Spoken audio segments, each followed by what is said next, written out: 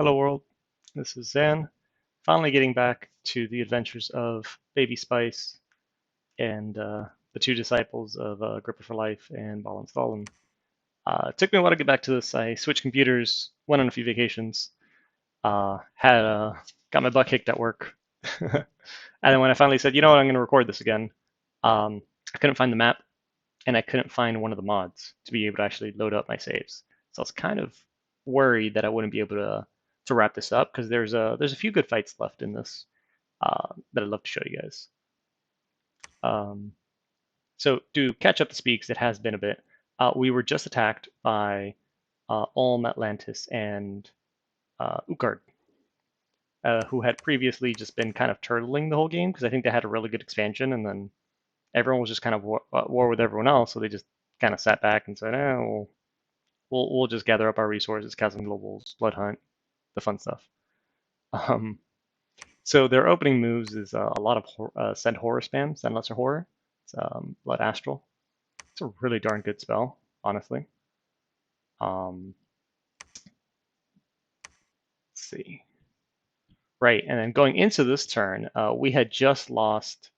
I think we had taken over Raga, and then I left to Gath, and then Gath lost it. So I was coming in to take it back, and I knew bad things were going to happen if I just ran in there. However, at this point in time, I knew that what I'm trying to do here is a thing, but darn it, am I not good at it. I was trying to gem bait here in the magic phase by sending this guy with a bunch of random gems and hoping he does things. Uh, Unfortunately, where he would have gem baited most likely, he just got sniped by these crossbow women, um, which is very unfortunate. On my way there, I lost some key Dedicos. I I could barely remember back then. I definitely can't remember now what they were supposed to cast. I just know that one of them was very important. Um, so moving on to some random fights, and I think the big fight is, yeah, it's this one here on Raga. So random fights, we have, I guess maybe some attempts at light raiding, but that's 25 PD is a lot. Managed to kill one of the traitorous Dedico, or Dedicoi. Let me see if this one has like gems or something. No, this is just a meme slave right here. Those wide paths. Let's see. See, just fish through all of these because there's going to be a lot of battles and not all of them are going to be good. My attempts at thugging before I was any good at this. I'm much better now, I hope. But this is definitely not my best work. I think he gets fatigued out or something by the crossbows. We're just murdered by this guy right here with the great sword of sharpness.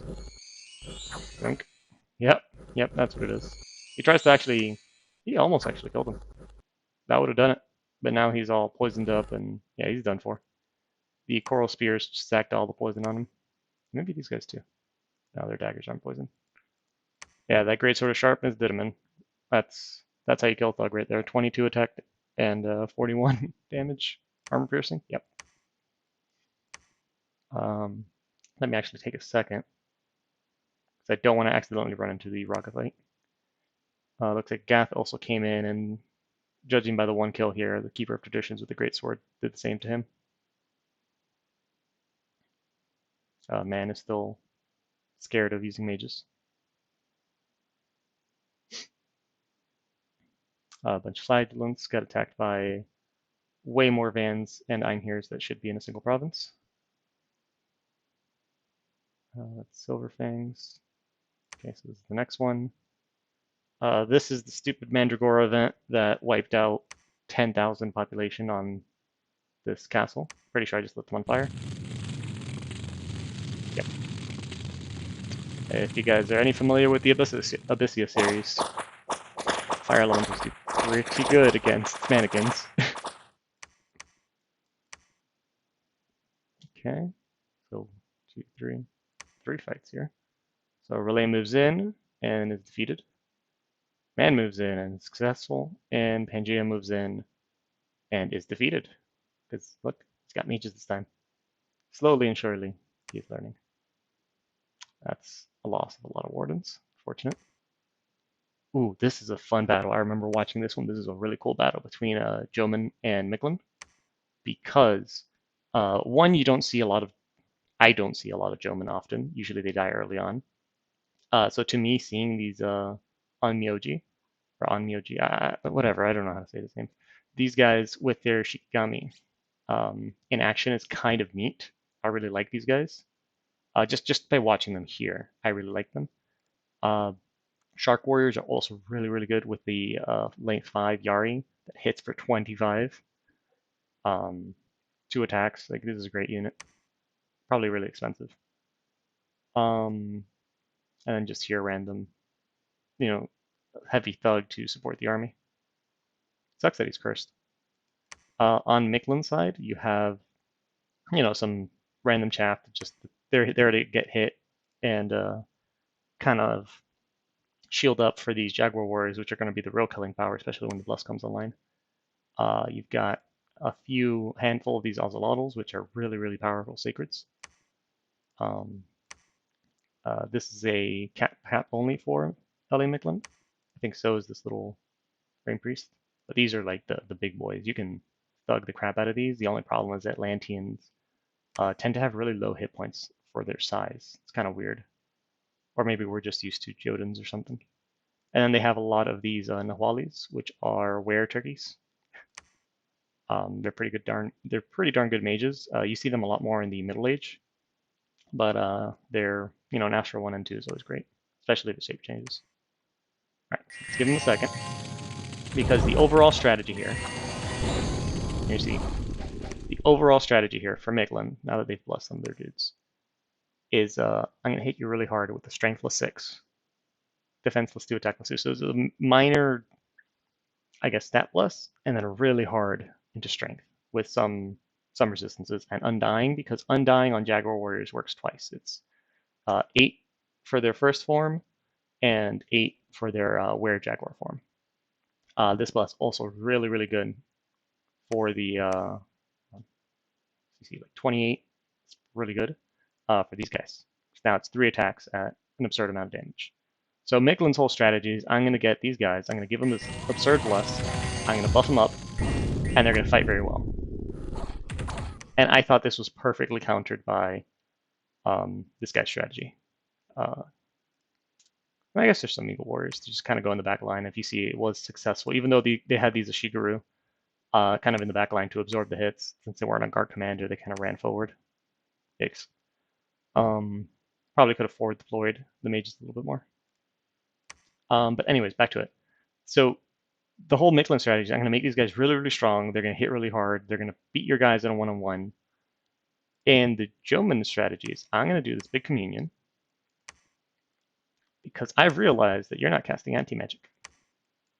So all your guys, they're unkillable. They're so powerful. And the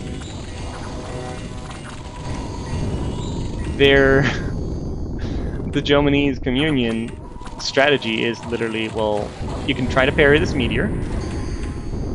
Good luck. And enslave mine. So that unkillable guy you just spent all your turns buffing is now my unkillable guy. Thanks. So the gifts from heaven won't one-shot a Jaguar Warrior because they have to they second shape. But it forces that second shape real quick. If Micklin had cast Luck instead, I think it'd do better. That was a good shot right there. That's a polymorph. You rarely see polymorph happen, but damn, it's hilarious. Or Curse of the Frog Prince, my bad. Oh, now they just switched to basic mind burns. When I saw this, I guess maybe this is a different version of the fight. The first one I saw was just pure enslave mind, and all those jaguars turned around and just whacked these dudes. It was impressive. It was impressive just because, you don't see it often. Or you don't see it often because people forget. Everyone's so focused on getting their resistances out that they don't expect the enslaved mind, the MR checks, or the hit you really hard with the metal Yari check. A lot of people fail the metal Yari check. Oh no, I thought this was a great fight by these Jomini's mages that at least I rarely see them, rarely if ever, see these guys out in action. And I thought they did fantastic. Look at that. So you see, I think the original version was the one I saw at the Enslaved Mine, because that Miquelin army just is now a Jomin army. They took an Aussie, 20 Jaguar Warriors, 4 of the Eagle Warriors. They lost a lot of their mages, and it's probably just communion burnout. But yeah, they poor Miquelin. Let me go see where this was. This was in Ogwoods.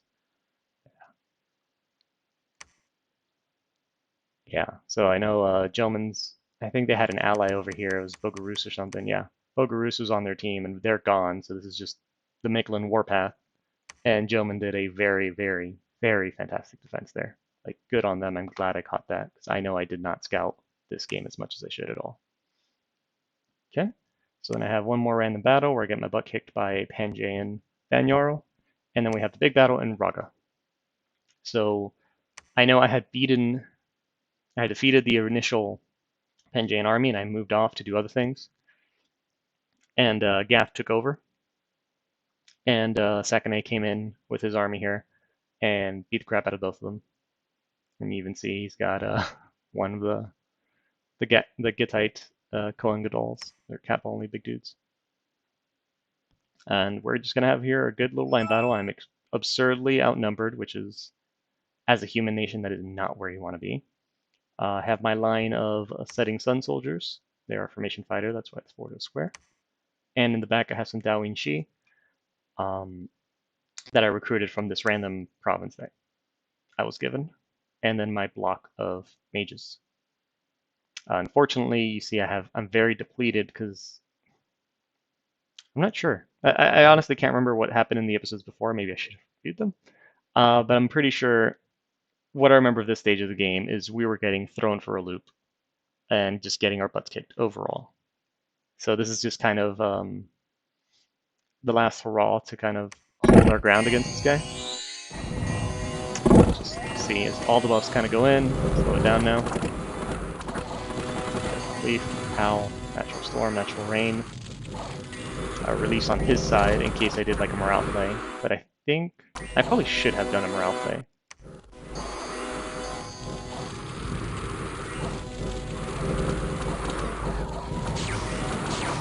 Flame Eruption's going out. You just see it whacks everybody.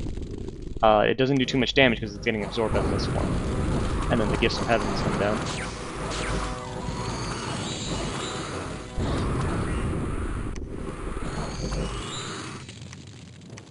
Yeah, if you see over here, they're all susceptible to hold. And I think that might have been what one of those database was going to cast to do Grip of Winter. To do a Grip of Winter and then get him that way. But I'm pretty sure that's one of the ones that they took out, that the Dryad seduced. Very good shot right there. I'm pretty sure I wind guided, right? Yeah, it's wind guide, and then they're at my spot. The problem that comes around is these mermen are not mine. These are the Pangean mermen, and they came around the back and started annoying my data ghost, causing him to do crap like that.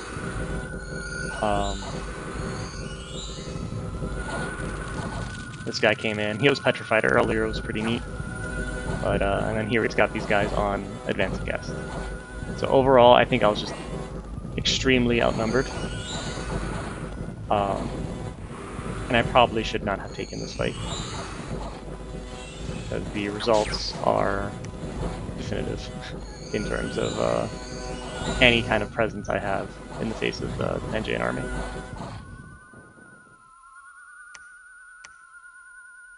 So, total defeat.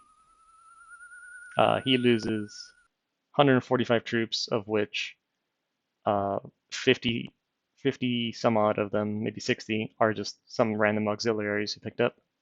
Only happening to lose, 27 cap onlys, but they're not the greatest. 44 cataphracts. No mage loss.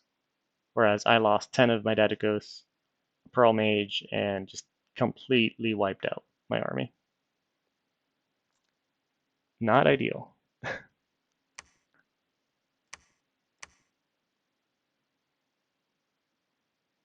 This is Gath's god fighting that same army, and it looks like he was able to kill a single pan.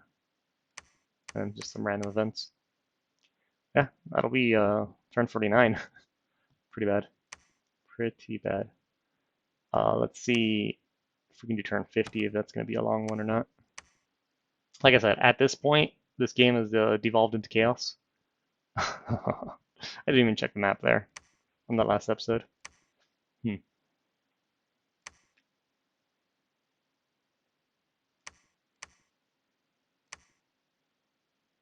Okay, Vanguard kicks my butt again. More rating.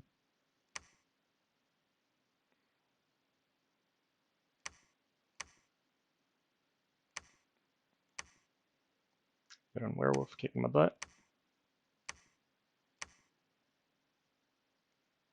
Xanthrast is on the border of Raga. Yep. So I just ended up having to retreat. Just fully retreat whatever I had left. Which doesn't look like there was much. I think maybe my retreat routes were cut off from that previous battle. I think, yeah, that might be a thing. I think I only had like one spot. And yeah, not many survivors. Complete defeat. I got trashed. That's not me. Complete defeat. I got trashed. This tiny thing, whereas, I don't know, Gath just got wrecked. Alright. I'll make sure I double check all the man battles, because he does have some real good ones soon. Yeah, so that's it. I'll just take a quick overview of the map since I didn't loot it last time. The main battles by these guys are coming out over here.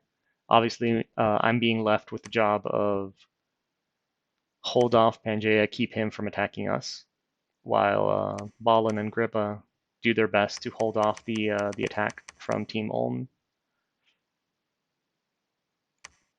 But honestly, I don't have anything or know anything that would be able to stand up against the Pangaean force on Raga. The only hope is that the other team that's attacking them is able to force their hand to move elsewhere.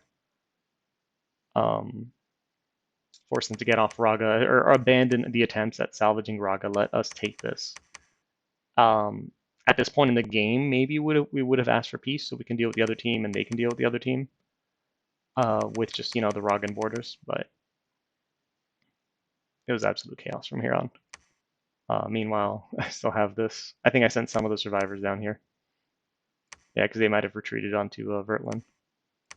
And since they're all amphibious, yep, just come on down. Hippocampus Fortune, clutch province the entire game. All right, so that's quick turn 51, or 50. I'll go on to 51. Oh boy, sorry about that. I had to pause to pick up stuff. Ah, crud, I don't remember where I am. I hope I just started the turn. I'm gonna make that assumption now as we go through it.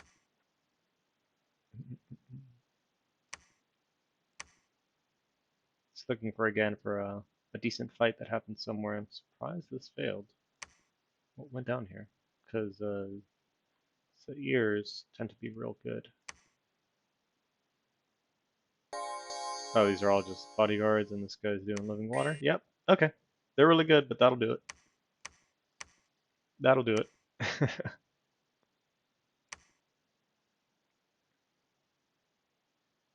Lost some dumb werewolf as I'm shuffling troops around. That's a lot of crossbowmen.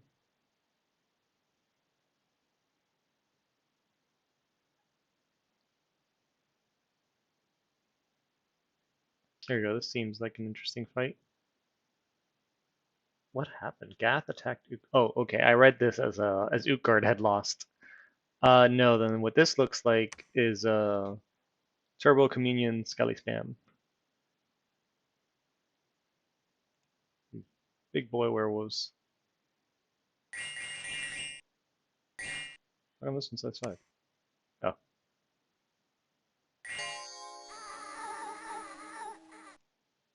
Yeah, so I guess some of these are thugs and some of these are communion slaves.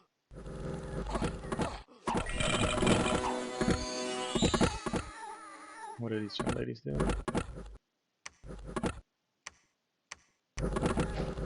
Soul Slay. And Darkness.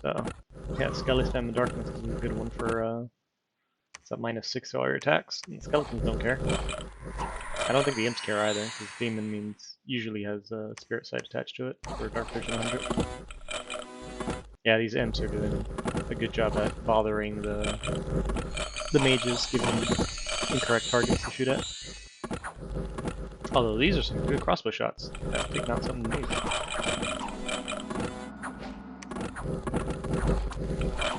Yeah, there's no chance with this. That one thug in the front. This is actually a lot of slaves. I used to do it with just 2. Yeah, because they're just gonna take the fatigue, but they'll regenerate up. They're usually able to just regenerate back up easily. What's that? 20% regen. So yeah. Yeah, no chance.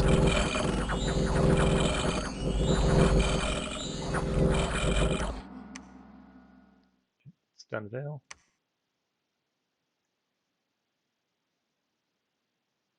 Okay, another big fight.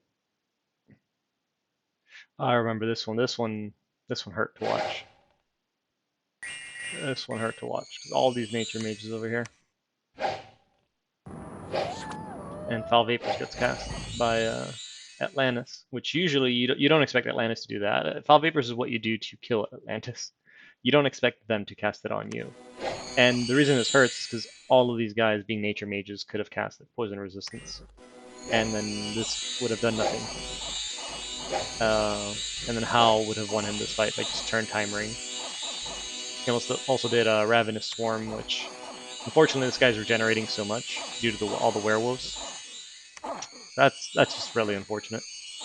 Over here they're trying to heal each other to stop the poison, but without casting poison resistance, they're just gonna die tired. Meanwhile, all the wolves just gonna go die on his soul vortex. It's really unfortunate.